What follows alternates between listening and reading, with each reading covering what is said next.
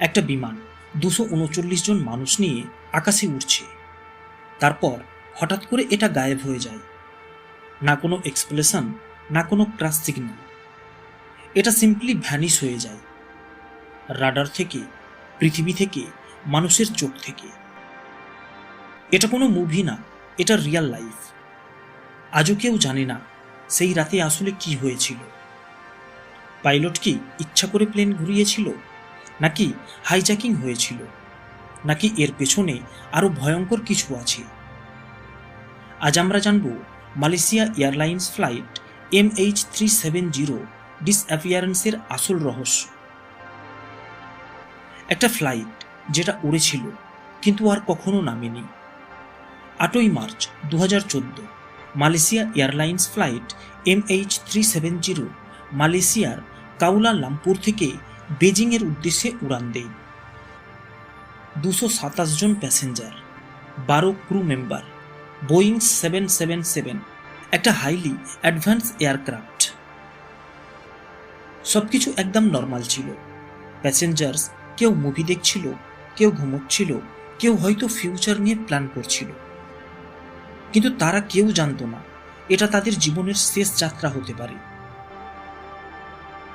Flight take off করার কিছু সময় পর এয়ার ট্রাফিক কন্ট্রোলের সাথে শেষ কথা হয়, গুড নাইট মালয়েশিয়া 370। এটাই ছিল শেষ যোগাযোগ। তারপর ট্রান্সপন্ডার হঠাৎ বন্ধ হয়ে যায়। No signal, no communication, no emergency call.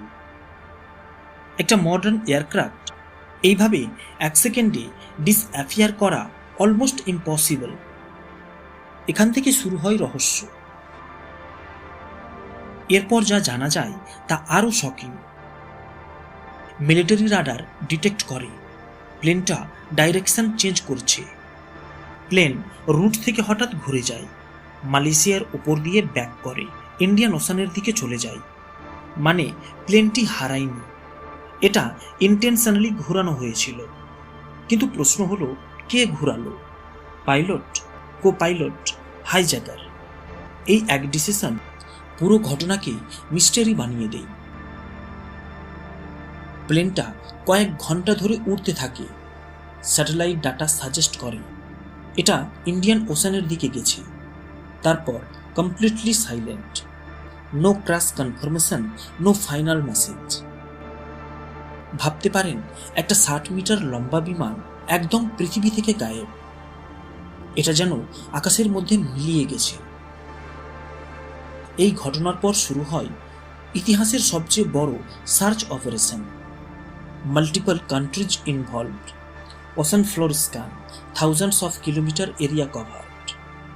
মাসের পর মাস, বছরের পর বছর সার্চ চলতে থাকে, কিন্তু ডেব্রিস পাওয়া যায়নি।